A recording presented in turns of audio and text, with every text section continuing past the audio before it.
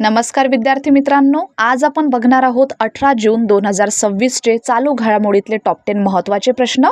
आणि आजचा आपला पहिला प्रश्न आहे, चंद्रावरील लँडरचा कार्यकाळ वाढवण्यासाठी इस्रो कोणत्या संस्थेच्या सहकार्याने नवीन चंद्र लँडर विकसित करत आहे? प्रश्न क्रमांक 1 चं योग्य उत्तर आहे पर्याय क्रमांक बी, अणुऊर्जा विभाग DAE म्हणजेच डिपार्टमेंट ऑफ ॲटॉमिक एनर्जी।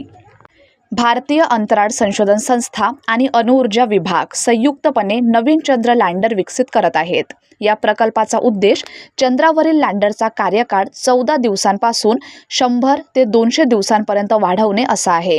कठीण परिस्थितीत लँडर कार्यरत ठेवण्यासाठी इस्रोकडून कृत्रिम उष्णता आर्टिफिशियल हीटिंग प्रणाली विकसित केली जात आहे आणि ही प्रणाली इलेक्ट्रॉनिक्स, बॅटरी आणि वैज्ञानिक उपकरणांचे संरक्षण करेल। प्रश्न दुसरा आहे, अलीकडे भारताच्या युनिकॉर्न क्लबमध्ये समाविष्ट झालेली कृत्रिम बुद्धिमत्ता क्षेत्रातील स्टार्टअप कंपनी कोणती आहे? प्रश्न क्रमांक 2 चं योग्य उत्तर आहे पर्याय क्रमांक ए, सर्वम AI। बँगलोर स्थित सर्वम AI या कृत्रिम बुद्धिमत्ता स्टार्टअपने 15 जून 2026 रोजी सिरीज बी उभारणीच्या पहिल्या टप्प्यात $234 दशलक्ष उभारले आहे। या निधी उभारणीनंतर कंपनीचे मूल्यांकन $1.5 अब्ज झाले। यामुळे सर्वम AIचा समावेश भारताच्या युनिकॉर्न क्लबमध्ये झाला आहे। सर्वम AI बद्दल बघा तर सर्वम AIची स्थापना 2023 मध्ये विवेक राघवन आणि प्रत्युष कुमार यांनी केली होती। ही कंपनी स्वदेशी म्हणजेच सोवरेजन AI विकसित करण्यावर भर देते। इथे 2 शब्दांचा उल्लेख झाला आहे, एक आहे सिरीज बी निधी आणि दुसरा आहे युनिकॉर्न क्लब।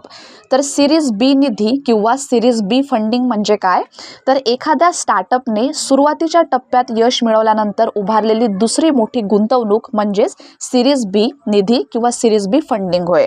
त्यानंतर युनिकॉर्न क्लब म्हणजे काय, तर युनिकॉर्न क्लब म्हणजे अशा स्टार्टअप कंपन्यांचा समूह ज्यांचे बाजार मूल्य $1 अब्ज किंवा त्यापेक्षा जास्त असते, परंतु त्या कंपन्या अजून शेअर बाजारमध्ये सूचीबद्ध झालेल्या नसतात। तर या गोष्टी तुम्हाला लक्षात ठेवायच्या आहे। प्रश्न तिसरा आहे, 2035 पर्यंत भारताने स्थापित पवन ऊर्जा क्षमता किती गिगावॅट पर्यंत वाढवण्याचे लक्ष्य ठेवले आहे? प्रश्न क्रमांक 3 चं योग्य उत्तर आहे पर्याय क्रमांक सी, 155 गिगावॅट। भारताने 2035 पर्यंत 155 गिगावॅट स्थापित पवन ऊर्जा क्षमता गाठण्याचे लक्ष्य निश्चित केले आहे। यापूर्वी 2030 पर्यंत 100 गिगावॅट पवन ऊर्जा क्षमता उभारण्याचे अंतरिम लक्ष्य ठेवण्यात आले आहे। 15 जून 2026 पर्यंत भारताची स्थापित पवन ऊर्जा क्षमता 56.1 गिगावॅटपेक्षा अधिक झाली आहे। भारत हा स्थापित क्षमतेच्या दृष्टीने जगातील 4था सर्वात मोठा पवन ऊर्जा बाजार आहे। प्रश्न चौथा आहे, अलीकडे 55 वर्षांच्या सेवेनंतर सेवामुक्त करण्यात आलेले भारतीय नौदलाचे एअर स्क्वाड्रन कोणते आहे? प्रश्न क्रमांक 4 चं योग्य उत्तर आहे पर्याय क्रमांक सी, INAS 330 म्हणजेच इंडियन नेव्हल एअर स्क्वाड्रन 330। भारतीय नौदलाचे एअर स्क्वाड्रन 330 ज्याला दी हॉर्पून्स म्हणून ओळखले जाते, 14 जून 2026 रोजी सेवामुक्त करण्यात आले। या स्क्वाड्रनची स्थापना 17 एप्रिल 1971 रोजी INS गरुडा कोची येथे करण्यात आली होती। INAS 330 हे भारतीय नौदलाचे हेलिकॉप्टर स्क्वाड्रन होते।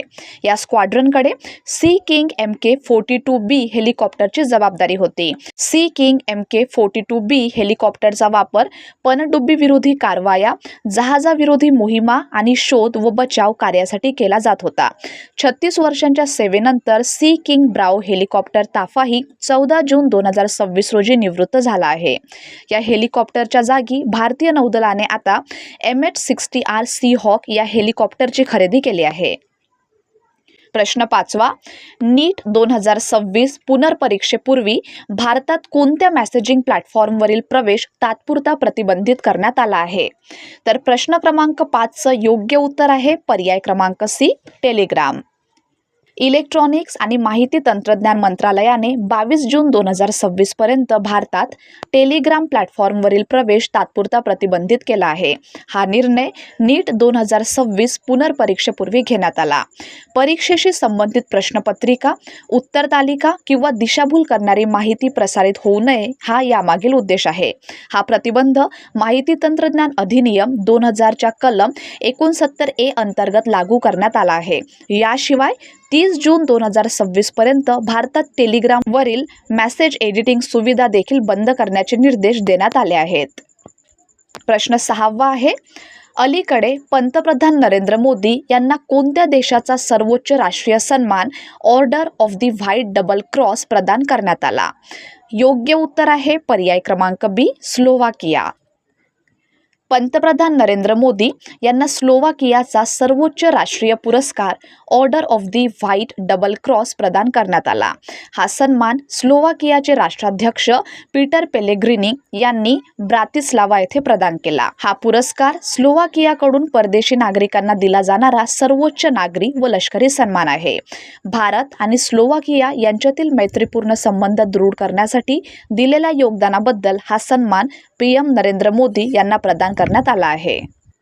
प्रश्न 7वा आहे, अलीकडे प्रियदर्शनी मोफत बस प्रवास योजना कोणत्या राज्यात सुरू करण्यात आली आहे? योग्य उत्तर आहे पर्याय क्रमांक सी, केरळ.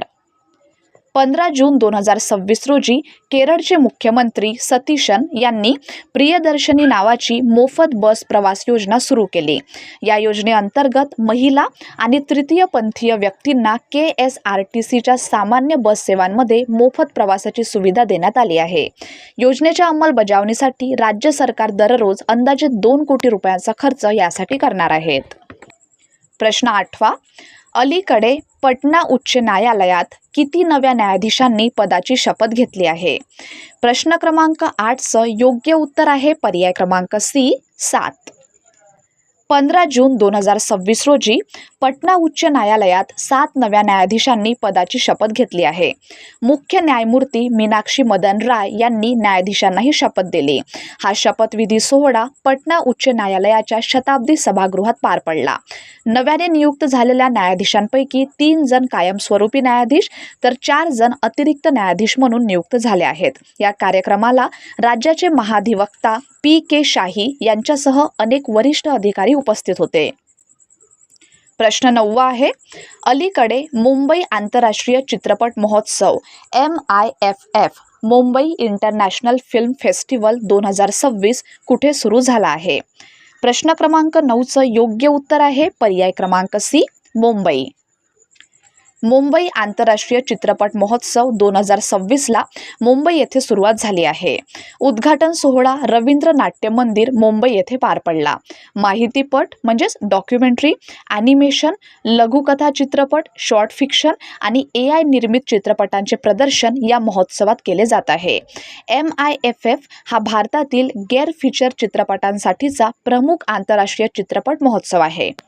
आणि प्रश्न क्रमांक 10वा आहे, अलीकडे LCA 625 आणि LCA 643 या मिरचीच्या नवीन जाती कोणत्या संस्थेने विकसित केल्या आहेत? प्रश्न क्रमांक 10चं योग्य उत्तर आहे पर्याय क्रमांक C, RHRS lamp farm, Guntur.